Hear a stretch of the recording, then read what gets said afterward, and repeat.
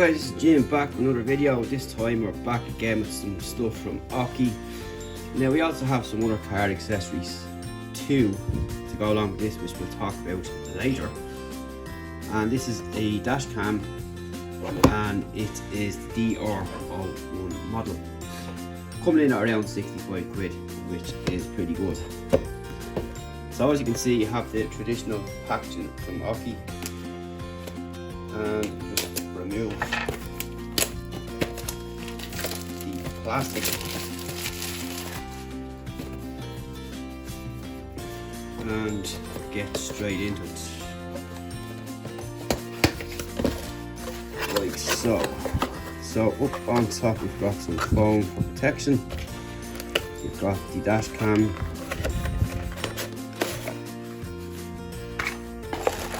you've got your cable here to plug in through your plug, and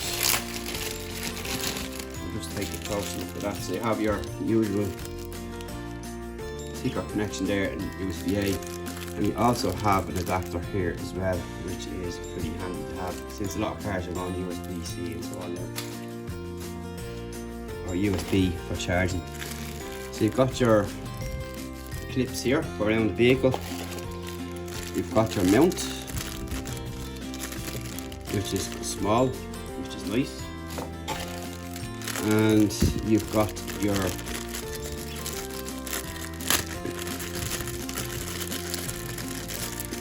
other option here too, like so. So you have your suction cup here and the mount, so you have two different choices on what way you want to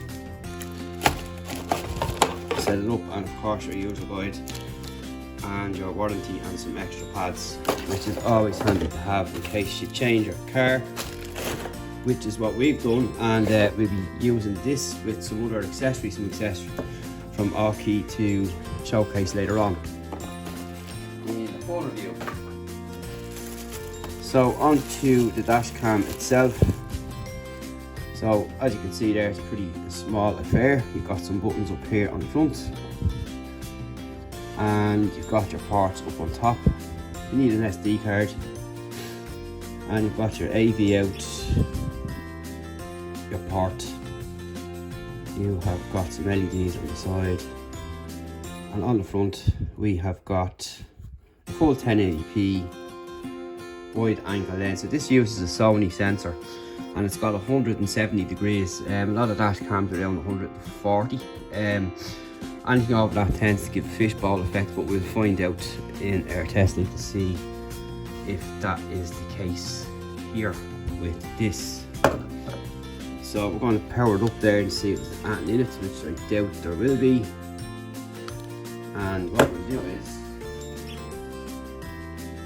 connect it to some power and see if we can get some light. So you've got your LED here on the side, which indicates power. And so what we have here now is the menu. So what we'll do is we'll have a look at that quickly. So you've got English there, so you'll press OK. So you want to select the date and time. So it's 2020.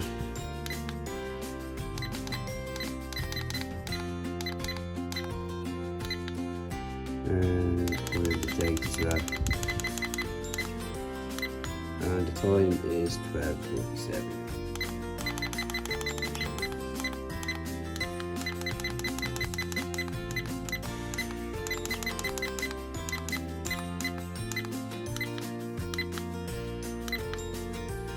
So that's it set up there, and what you have on the screen from here on in. So in here you've got a warning menu here, so this will be for any captures that will save automatically. You have a message icon here, you have your settings here, so you have your resolution. So you have a couple of different options there. You have 1080 FHD, 1920 by 1080, 720, 1280 by 720 and 720p, so you have 60 frames per second and you've got 720 and VGA. So, and you've got VGA 640 by 480. So we're going to go up to the top one. Loop recording. You have 3, 5 and 10 minutes, so I obviously leave that 3. Date and time, time zone, date stamp, record audio. So we'll put that on. You've got a beep sound, so you can turn that on or off. And your EV, which is plus or minus 1, plus or minus 1, as we all know with these dash cams. Your frequency, 50 or 60 hertz. Speed, speed units, kilometers, accelerometer. So you have sensitivity levels there, low, middle or high, or you just turn it off. TV mode, so you have PAL and NTSC.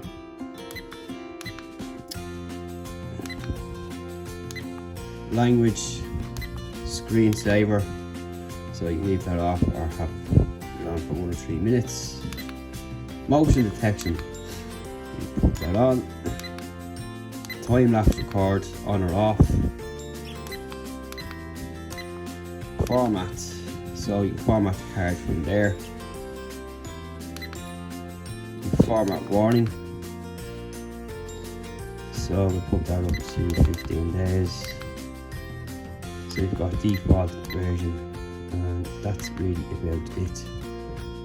So that's what it looks like there. That's what your menu is like. It's pretty simple, and that's all there is to it really. It's pretty simple setup, simple dash cam to use. Plug and play and let it do its job.